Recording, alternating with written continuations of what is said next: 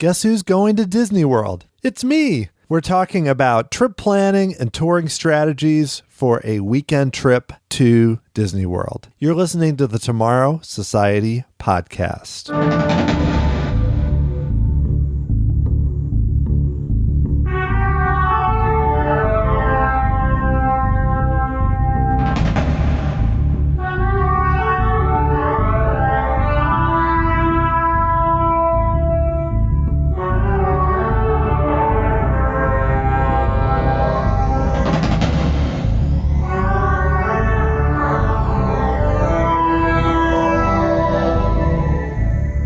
Thanks so much for joining me here on the Tomorrow Society podcast, episode 32. I am your host, Dan Heaton. I am thrilled to have recently booked a stay at the Animal Kingdom Lodge again in January over Martin Luther King weekend.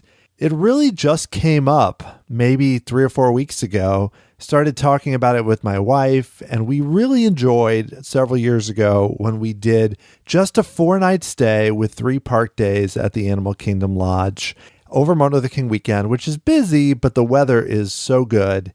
That was our first stay at the Animal Kingdom Lodge back then, and we just fell in love with the resort. Ate a lot at the Mara, had breakfast at Boma. We saw tons of animals even from our standard room. So we're doing something fairly similar this time. I hadn't planned on going back there or even going back to Disney World this soon, but we haven't seen Pandora yet. There's still a lot we'd like to do, and it worked out really well with the Animal Kingdom Lodge. We were able to get a pin code in the mail. Disney does this to you. They send you a good deal, and you start to think, well, maybe we should go back. The weird thing was with this discount is how many resorts were not part of it. The deal was very good. Whereas I was considering the next time we went, maybe we could go to the Wilderness Lodge. Maybe we even splurge for something like the Contemporary. But those weren't really options. The resorts that had the discounts were fairly limited. There were things like Saratoga Springs and Old Key West, where you could get a villa for a good deal. But given what we're doing this time, which I'll talk about soon with not renting a car, it didn't make as much sense to go in that direction. There were also a few Epcot resorts, but traveling with young kids, even though we're going to go to Epcot, there's not as much of a benefit of being in that spot, and it would have been more expensive. Whereas for the Animal Kingdom Lodge, we were just a little bit over $250 a night, which I will take for a deluxe resort that I really love. So we are planning to go to 3 parks, Disney's Animal Kingdom, Epcot, and then finishing off with the Magic Kingdom on 3 days during the weekend. So what I'm going to do is I'm going to first talk about lessons that I learned on previous trips that I'm hoping to not fall prey to mistakes or to even have a better trip this time. So I'm going to list 5 of those. Then I'm going to go through each day. I recently booked my FastPasses at 60 plus days out, so I can talk through that, kind of how the days are possibly going to go. You know, things always change, where we're going to eat, and then some ideas I have for making this an even better trip than the past. So stay tuned, and I'll be right back with my lessons learned.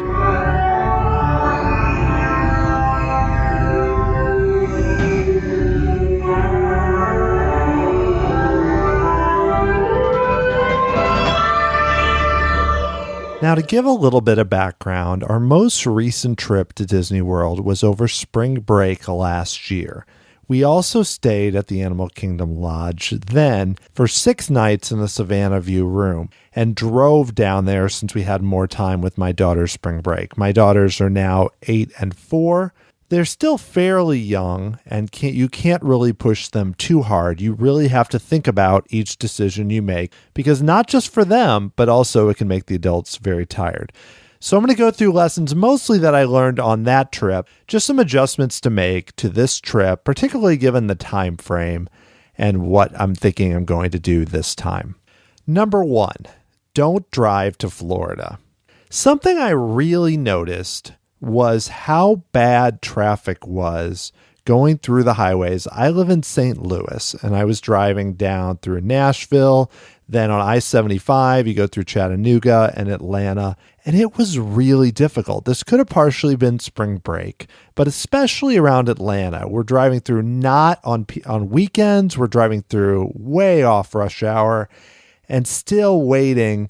It took multiple hours to get through that city.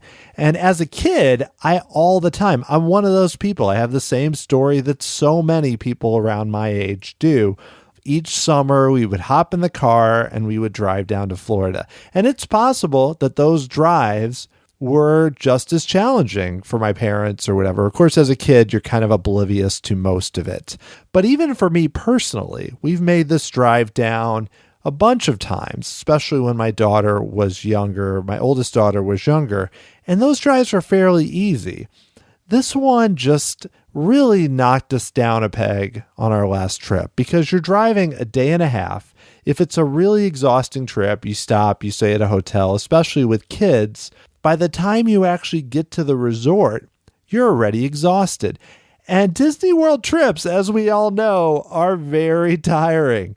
So in a great way, but also can be challenging. So the last thing you want to do is hop in the car, drive down there, and you get to the resort and you're like, okay, let's go do something fun. And you're so tired. And you try. We pushed through it. We had some great times.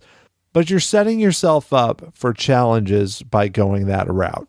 So this time I forked over the money, which is not that cheap on a holiday weekend, found the best deal I could find through Southwest. We are flying a nonstop flight to Orlando. It takes just a little bit over 2 hours. Now, granted, you do have to do other things that aren't as exciting, like wait in lines at security and deal with the airport and the challenges of that, particularly from what I've heard very recently with MCO being such a challenge that we may have quite a delay due to Magical Express now if we have to leave 4 hours before our return flight. I'll get to that momentarily, but regardless of all that, I still think this is the right move because you're doing one flight that's a little bit over 2 hours and you're not dealing with all the challenges. Where are we going to eat? We need to stop for the bathroom. What hotel are we staying at? How far we should drive, etc. It changes the trip a bit, especially on a short trip. You just want to be able to really spend most of your time enjoying the resort and the parks. Number 2, take Disney's Magical Express. We're not going to rent a car. The car is convenient. If I was just going down by myself or if my wife and I were just going, it would be tough not to rent a car because you are going to get to the resort faster. In a lot of cases, besides the Magic Kingdom, you are often going to get to the parks faster. But it does add stress to the trip. When you're thinking, oh, I got to make this turn. I've got to go park the car. Now we've got to get in the tram. Now we've got to go to the ticket center at the Magic Kingdom. There are a lot of extra steps, especially with a family of 4. And we had a good experience last time we took Disney's Magical Express. I know it can kind of be hit or miss. I still think it's the right move because the bus system isn't perfect. Magical Express isn't perfect. I think that waiting for that, not having to worry about lugging everything into the car, it does remove a layer of stress. And I find it funny to say this because for a long time, I was an off-site guy. I'd say, let's get a condo. We have more space. Let's drive. We like to have our car with everything in it. But given how things went the last time and what we're doing with a pretty short trip with our girls, I think Magical Express is the right move. And I mentioned earlier about these stories coming out right now of having to return 4 hours before your flight time. Now, if MCO security is as bad as I've heard, I don't know if it'll be as bad. It is a holiday weekend, but it's not Thanksgiving or Christmas. It probably might not be a terrible idea to leave that early. Our flight back, is in the mid-afternoon. So we won't be going. We're not one of those people who gets stuck going back at 4 a.m. We'll have some time at the resort. We have to check out at 11 anyway. So it works out okay. But I can see the challenges for some people, especially because 3 hours seem like a long time. 4 hours seems crazy. But I still think it's the right move because, again, the extra layers of returning the rental car, having all of our stuff, those steps I just don't feel like dealing with on this trip. Number 3, book a standard view room. And I briefly mentioned it earlier that we had booked a standard view room the first time in 2016, about 2 years ago exactly. The thing about that is that worked out really well. We used Touring Plan's room request finder. I had requested a room that basically had a partial savanna view. And we didn't get that exact room. We were, I think, a floor up. but we were pretty much in that spot, and it was amazing. I was not expecting to see that many animals at all. And yes, we did have the view of kind of the pens nearby and then looking further out, but it was stunning how many animals we saw. But we decided we liked that so much, we thought, let's book a savanna-view room. It was a lot more money. I mean, last spring, the difference was about $130, $140 a night. It was at least that for this trip if we had done it. And I just didn't see the value because really the big benefit last time was we had a better location. We had a spot that had a great view and also had easy access to the lobby and the Mara. That may not happen as much even if we get the room we request this time. However, you don't spend that much time in the room, especially on a 3-day, 4-night trip.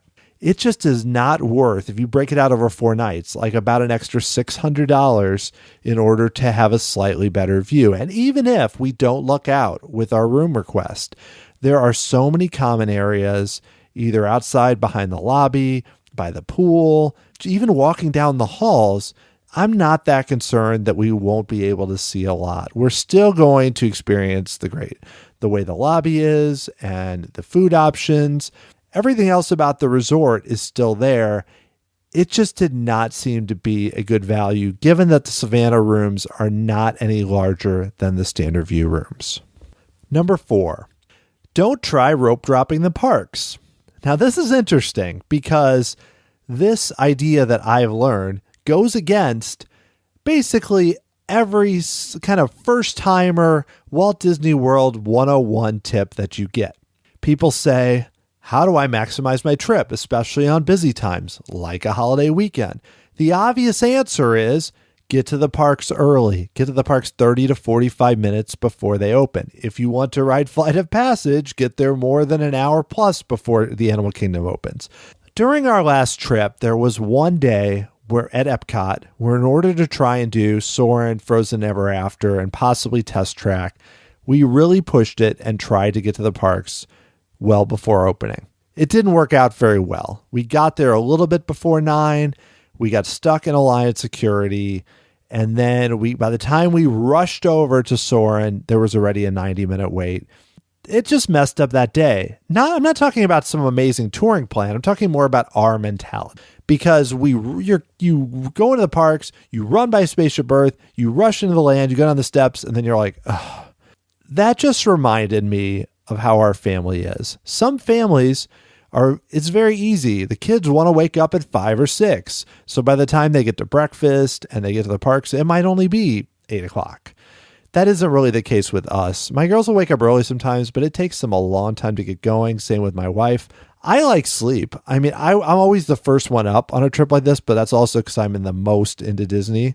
So it's easy for me, but I think this is the right idea. Maybe if I was going solo, sure, I'd run over to the parks and do that. But as a family, in order to have a vacation, I think this is a key thing that I've learned more and more with each passing trip. Disney is going to be exhausting no matter what. There are going to be moments when everybody gets really tired and cranky and all that. But if you're starting off early when people aren't ready to move and you're trying to push everyone out the door, the odds of those things happening is much higher. So I'm not talking about us rolling in at 2 p.m. because the parks aren't open that late. Right now, the hours are especially short. Like the Magic Kingdom says 8 p.m. on that Sunday. I think that's unlikely. I think it's going to go back. When we went 2 years ago, the Magic Kingdom went till midnight. I don't think it'll be that late, but 9 or 10 seems like it's a good possibility. Regardless, my general plan right now is to arrive in the 10:30-ish range. Maybe one day it's 10:15, one day it's 10:45. The benefit of that is, one, you're not waking up and thinking, we have a fast pass at 9. My fast passes don't start until around that time, which means they stretch out across after 11. And two, then it's much easier to stay later into the evening. Because if you're arriving, let's say you arrive at 10:30 and the park's open till 8, you're more likely to make it closer to the end, like to see a nighttime show or something, which might be at 7 or 6:30 or 8. You start slow, you do a few FastPasses, you have lunch, you're not starting, it's not only about the late sleep.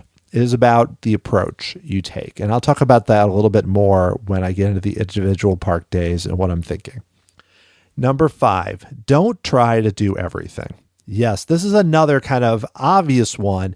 This is actually a tip that most people do give first-time guests because everyone comes in and they hear, okay, you've got to get a fast pass for Seven Dwarfs Mine Train and Space Mountain. Okay, ride Splash, ride Big Thunder, ride Peter Pan. Okay, you got to eat at Bear Guest and go on and on and on as one example. Now, we've been there enough where I want to do pretty much all those things or many of those things, but you know that the thing you remember from trips is rarely, wow, that day we did 21 things. We conquered the Magic Kingdom. The things I will remember is, wow, meeting Mickey was really amazing. We had a really good meal there. Seeing Rivers of Light was really cool. Those are the kind of things I remember. Some moment, the kids doing the Wilderness Explorers at the Animal Kingdom, the first time we all rode Soarin'. These are the things you remember. And yes, that was a ride right there that people do. But you could insert something else for Soarin'. You could insert Big Thunder. You could insert the Tiki Room. So the fact of the matter is that trying to do everything means you don't really end up doing more. What you end up doing is pushing hard, hitting a wall, and then you're just like sitting on a bench, miserable. So my thought is, it's a real benefit to be able to have the money and the time and the interest to go again, that my kids are that excited to go this soon and to do this trip. So let's enjoy it. Let's enjoy the fact that we get to go to Disney World, that we get to stay at this amazing resort, that it's possible, given our current state of life, our health, our finances, to do this trip. Let's enjoy that.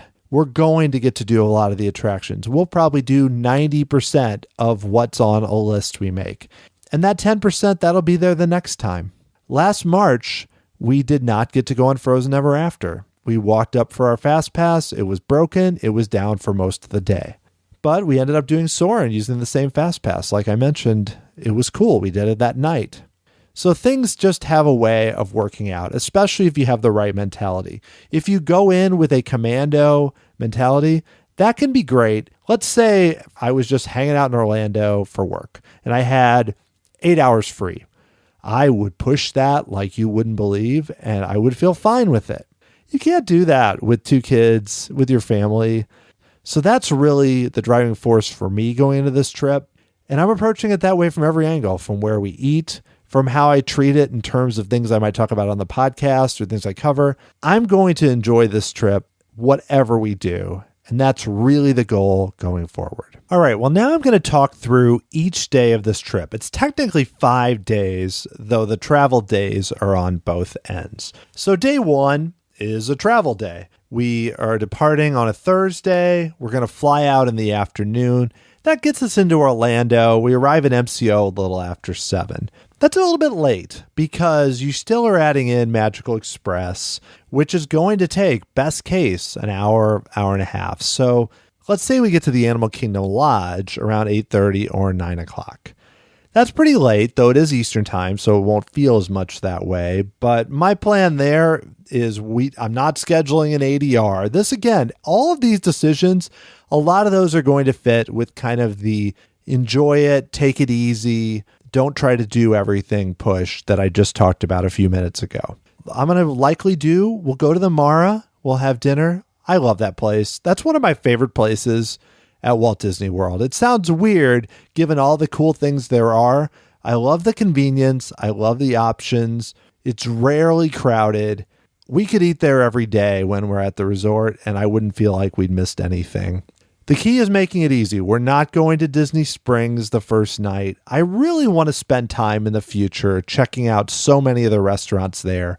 But this quick trip with 3 days at the park is not the place to do it.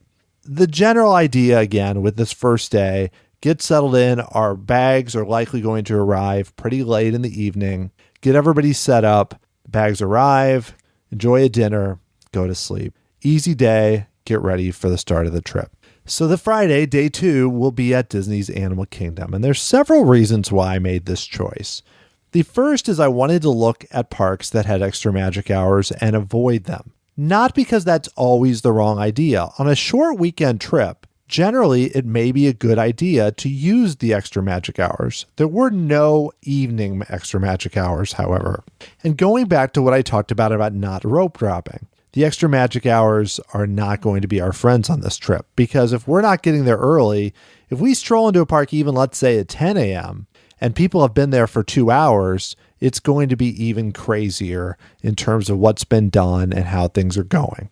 So the extra magic hours for this trip, the Magic Kingdom has an extra magic hour morning on the Friday, and the Animal Kingdom does on Saturday. So we're not going to do either of those. So it made sense for me. Let's do the Animal Kingdom on Friday. I also like the idea of finishing the trip with the Magic Kingdom on Sunday, and Epcot falling on a Saturday seemed about right, because that one you seem to do the most walking. I don't really want to end the trip there, and I also don't really want to start the trip there. I love Epcot. There's so much about this podcast that relates to Epcot Center, but I don't really want to start there, and if we did get really tired, then we're really setting ourselves up for challenges down the road. I think it would be fun to start the trip, one, with a very short bus ride from our resort to the Animal Kingdom, and also with going to Pandora. This will be our first time, as I mentioned earlier, getting to Pandora, which I'm excited just to go check the place out. There's also green beer there, which it might seem weird to drink that at 10 a.m., but if it's open, I may be checking out that stand or one of the odd specialty drinks there. But beyond that, it just looks like a really cool place. I haven't spent a ton of time watching videos or seeing pictures. I've seen pictures of the places you expect, the nighttime pictures. I'm not shielding my eyes from those, but I haven't watched any full ride videos of either attraction because I want to experience it basically fresh.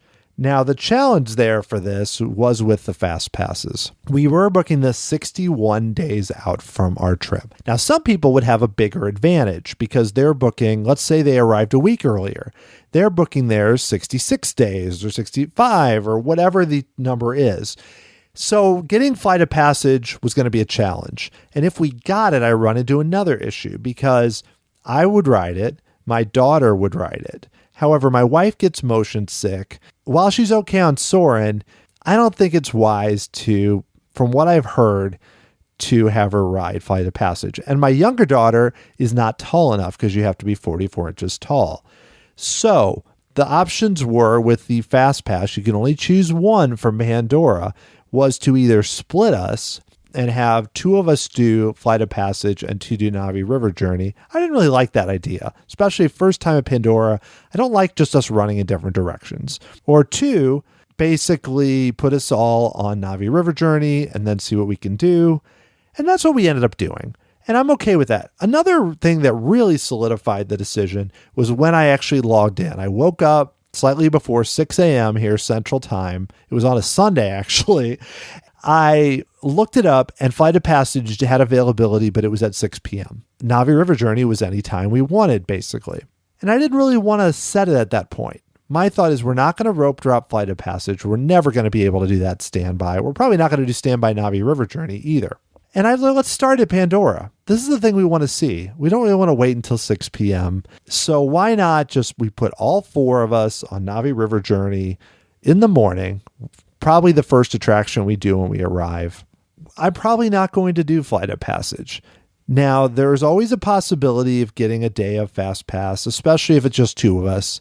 And I'll keep an eye on the app. However, our choices for the other FastPasses make that less likely. Because what I ended up doing is the second FastPass is kind of a no-brainer. We're doing Kilimanjaro Safaris before lunch. And then the third one is Rivers of Light.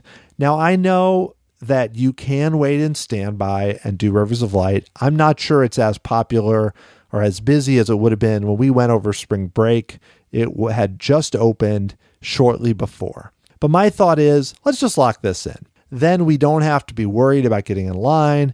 As long as we show up early enough in the, during the FastPass window before the show is at 6:30, which is really early, but that's due to when darkness arrives in the park in January. So let's just do that. Now, the park is open, currently listed as 8 o'clock. So if there's any chance to get kind of a day of FastPass, it would have to be late in the evening when someone decides they don't want it and I just luck into it on the app. I don't expect that to happen. But if nothing else, we do want to see Pandora at night. And I suspect that will happen after Rivers of Light, which will end about 7. We'll start to head back that direction, and I want to get some shots and see what Pandora looks like at night. So why not take a shot, at least look at the app? Who knows, maybe even Navi River Journey will open up. While I may not get to ride Flight of Passage this time, I will get to ride it at some point in the future, and possibly when the waits are not as insane, especially when some of the other big expansions start coming. A few other things I wanted to mention quickly about this day. We are big, like I mentioned, doing the Wilderness Explorers game, and we still have our books from last year. And so my daughters will be excited to finish those up, which will involve a trip to Rafiki's Planet Watch and Conservation Station, which we did not get to last time. And I think that's going to be really fun. Not even sure I'll do Dinosaur.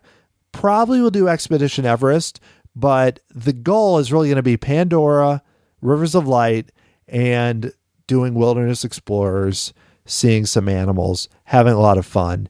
We not do any ADRs. The last time we did Yak and Yeti, but we're not going to do it this time. We're just going to eat at Flame Tree Barbecue. Maybe even if the kids really want pizza, I'll even do Pizzafari. We may go to the Yak and Yeti counter service, or if my wife and I pick up something for Harambe Market. There's a lot of cool quick service stuff in the Animal Kingdom, and with mobile ordering, it's even going to be easier. And I may even consider Satuli Canteen depending on our time. All right, well, let's move on to the second day, or day 3 of the trip, which is at Epcot, which will be during the International Festival of the Arts for its second year. I'm really hoping that there's a cool exhibit at the Odyssey restaurant, similar to what they did last year with some of the concept art for Epcot Center. I would love to check that out. I also want to spend more time seeing some of the food and drink offerings at the stands in World Showcase. We went at Flower and Garden last year, but didn't do that much of it. It was pretty crowded. We did take a lot of pictures with topiaries and such, and I'm sure we'll take pictures with some of the odd little art things you can do. And if they have it again, the Mary Blair dessert seems like something I would love to do. I also want to check out the Spectaculab and Interventions. There's a lot of cool little things like that I would like to see relating to that. In terms of the touring, here's another one where we're going to do something that really goes against conventional wisdom. I would like to walk in, let's take some pictures in front of Spaceship Earth, and then we're just going to ride Spaceship Earth. I got a fast pass for it. If it's not crowded, I won't waste it. If like the line's 15 minutes, we'll just shift it to one of the other Future World attractions. But I would like to start the day with one of my favorite attractions. What typically happens is I think, well, this isn't the best value. We'll do that later. Then we swing around later and do it. And I'd much rather ride it just at the beginning and, hey, maybe do it again later, because it's one of my favorite attractions in Disney World, even with the junky descent. Let's enjoy what we love about the parks. I actually got a fast pass for Living with the Land because I've been studying the lines, and I even did a poll on Twitter and found out that Living with the Land seems to be having longer lines than some of the other tier 2 options, like Finding Nemo. Imagination doesn't surprise me, though that was our longest wait last year, or Mission Space because we would only be doing the green version. So I got a fast pass for Living with the Land for our second one, which will be around lunchtime and we could eat at Sunshine Seasons. The third fast pass was for Frozen Ever After in the mid to late afternoon. We're going to take another shot at that. I have seen that it operates pretty well. There do still seem to be a lot of times when Frozen Ever After doesn't operate. So who knows what we'll be doing there. Now, my daughter really wants to do Test Track, but it could be tricky because Test Track, unlike Soarin', the lines don't drop as much at night.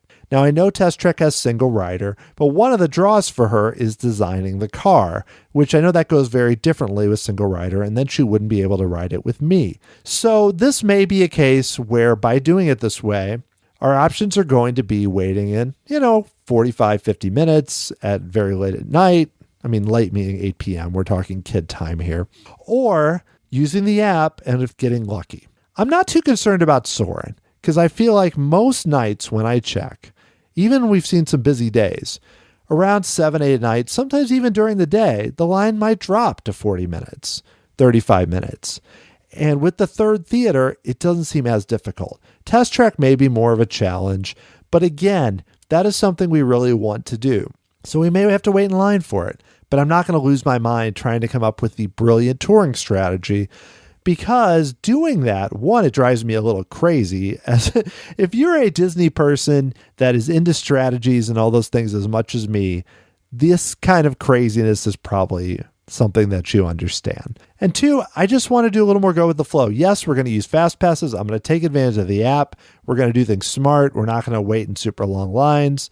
But at some point, you make the decision. You say, this is one of our favorite things we want to do. We don't have a FastPass. The line may say 60 minutes. I hope it doesn't. We may just do it. Let's move on to the final day here, which will be at the Magic Kingdom. On our last 2 trips, even when we went only 3 days in 2016, we spent 2 of those days at the Magic Kingdom. So this is going to be interesting. I can't remember the last time I did a trip where we only spent 1 day. However, that doesn't mean that we're stuck, because the one benefit of the Magic Kingdom is the ability to really take advantage of rolling FastPasses. They're not going to work for every attraction, but a lot of the attractions where you might wait 30 minutes, 40 minutes, sometimes 60, you can avoid those if you smartly use the refreshing fairly often with the app. So I'm looking at kind of that second tier of attractions: Pirates of the Caribbean, the Haunted Mansion, It's a Small World, Jungle Cruise. These are the kinds of attractions that really benefit from the rolling FastPasses. Even when you're talking about things that maybe aren't as popular, your Dumbo, your Barnstormer, if we decide to do that, or even Buzz Lightyear, which sometimes isn't available, but seems to show up sometimes on there. I plan on using FastPasses for all of those if possible. And a lot of times you can get FastPasses for literally the exact time you want. So the way we actually chose it, though, is this is one where I'm trying to knock the FastPasses out as early as possible. Now, granted, we're still not going to arrive at the park that early. We'll probably maybe arrive a few minutes earlier, but I still started our first FastPass at 10:25, which is Space Mountain for me and my daughter. And then I did put Buzz Lightyear for my wife and younger daughter, because we all headed the same area. My youngest is not ready for Space Mountain. She's a little too short. So then they're able to do that. We can do Space Mountain and then enjoy some things around there, like the People Mover. And of course, the wonderful Carousel of Progress, which is one of my favorites still. Next FastPasses we're going to do is Seven Dwarfs Mine Train and Peter Pan. Now, Seven Dwarfs Mine Train is a great ride because it's one that all 4 of us can do together. There's no concerns about getting sick, or even a splash would be open, which it won't be, getting wet. It's perfect for having an 8 and a 4-year-old, and just for all of us. It's a fun ride. So I'm excited about that. Peter Pan, I'm not as excited just because I've ridden it so much. I like it, but the benefit there is the fact that the line is often very long, 60 minutes plus, and it's conveniently located in a spot where we can hit that while we've hit some of the other things in Fantasyland after Seven Dwarfs Mine Train. And then we hit that, and then we're able to use the app and find as many FastPasses as possible before closing. We're going to have our lunch at Liberty Tree Tavern, which I have never eaten at before. On our last trip, we ate at Be Our Guest and Skipper Canteen, both for lunch. We had eaten at Be Our Guest 2 years ago when we went for lunch. And those are good meals. Be Our Guest, I think, is good. I feel like it wasn't as good, but that might just be one of those it's not as new type things the second time around. One thing is there were no ADRs remaining for lunch, and I've set it up using Touring Plans, Dining Tool, where if one shows up, I'll consider it. But I think we're going to try something different. The 2 options I was really looking at were Liberty Tree and the Plaza Restaurant. I ate at the Plaza years ago, but it's been a long time, and I've never in my life eaten at the Liberty Tree. Even years ago with my parents, we ate at Crystal Palace, we ate at the Plaza. I think we might have even eaten at Tony's, but never ate in that space. And what I like about it too is it's not all you can eat. There are a la carte options at lunch. There's a few things that my kids will be fine with. And I think the theming is kind of cool. I've heard very mixed things about the food and the service, but it's worth a shot. It's not as expensive as Skipper Canteen. It's located in the area where we expect to be, especially with Peter Pan at that Fast Pass right there. Maybe we do Haunted Mansion if we can get it, but we're right around the area we want to be. We could run into the parade afterwards because our ADR is kind of more in the later side. That could be good or bad, depending on how it goes. And then we still have to hit Adventureland. So we're right in the area. We can do Pirates, we can do Tiki Room, Jungle Cruise. If I can get a Fast Pass, I think we'll do Big Thunder, but it'll kind of be a question of, can I get a Fast Pass or will we just go later in the evening? Do all of that around there. And then we love Tomorrowland at night. So probably circle back that way. Things like Dumbo at night is always fun. People Mover, those types of items. And hopefully stay at night and see Happily Ever After, which I haven't seen before. One thing that was really nice about Wishes was you could see it really well from the back of the castle. That was kind of always our spot. So I'm curious. I don't think you can really do that the same way, obviously, with the projection show, but I'm curious to see how that'll work because I know the hub is a lot more wide open, but we're not going to go sit there for an hour in order to see it. So it'll be interesting to see how it all comes together. And given my approach generally to not try to push, to enjoy it, it's going to be interesting to see how we do. As far as dinner, we're going to leave that up in the air. I love Columbia Harbor House, but I found it to be really crowded the last few times we've gone and not as relaxing even upstairs. So we may just play it by ear and see what's available, which is not an approach I love to take. A lot also will depend on when the park actually stays open. If they move back the hours from what's now 8 o'clock to 9, 10, 11, then obviously we may not stay until the end. I'm not crazy doing that to a 4-year-old. If it closes at 8, I'm not sure we'll eat dinner in the park. We'll see. All right. Well, I think this is going to be a really fun trip. Our return date, the last 2 times we've done breakfast buffets at Boma, which I highly recommend. But I don't think we're going to do it this time. It's still a lot of money and it's a lot of food, which isn't always the greatest thing before you do a travel day. So this time, I'm going to go check out the quick service, I think, at Sanaa.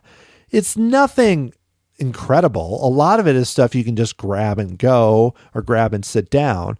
But they do have some hot options. And what I really want to do is I haven't been to Sanaa yet.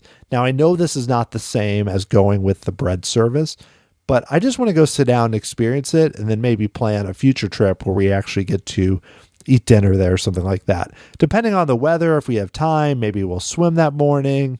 It's going to be pretty left open, but of course with our 4-hour window, assuming they keep that, they are going to revisit in January. We may be leaving at around 11 or so. So that last day is really just kind of pack up, explore the resort a bit, take it easy, and just think about, hey, this was a really cool trip. I hope. No, I think it's going to be fun, especially given that it won't be super hot. I hope that we don't get really cold weather, but it's almost easier to navigate. If, let's say, it gets a little cold and it's 50 or 40, that's still better than 88 or something. I'm just really excited to do this trip, to see Pandora, to circle back and do a short trip. It is really nice. I'm amazed by some people, especially some of the international visitors that can stay for 2 weeks. Now, maybe they're doing those without kids sometimes, which can make a huge difference because then you almost turn it into, let's try all the resorts and the restaurants and enjoy that. But for our family of 4 with my kids the way they are and everything, 4 nights is probably about right. I'm sure there are things I would love to do. I'd love to eat at more of the restaurants, explore the resorts, go to the parks multiple days. It's still, there's a lot you can do in a 3-day, 4-night trip at the resort, at the parks, and still come out of it with so many memories. And that's what I'm looking forward to do on this trip. Now, I plan to definitely have more information about this trip before, during, through social media, and definitely after it with reviews, a trip report podcast, and other exciting ways to document what happened. So if you want to keep up with everything I'm doing as I prepare for this trip and all of my other blogs and essays and podcasts, you can go to tomorrowsociety.com. I recently wrote an article about how much I miss nerdy Walt Disney World. If anything is a mission statement for this podcast and the website, it's probably that post. If you want to follow everything I'm doing, you can also follow me on Facebook and Instagram at Tomorrow Society or Twitter at Tomorrow SOC. You can subscribe to the podcast on iTunes at tomorrowsociety.com/subscribe. The music for this podcast is by Adam Hookey and performed by the Sophisticated Babies. Find out more about Adam's music at adamhucke.com. Now, I have some really exciting guests coming up in the near future. There's going to be one that should be posted right at the start of December. I was just excited about the trip and wanted to tell you about it, but I've got some great interview podcasts coming up that I think you're going to love, and I'm really excited for you to hear. Thanks so much for listening. I'll talk to you again very soon.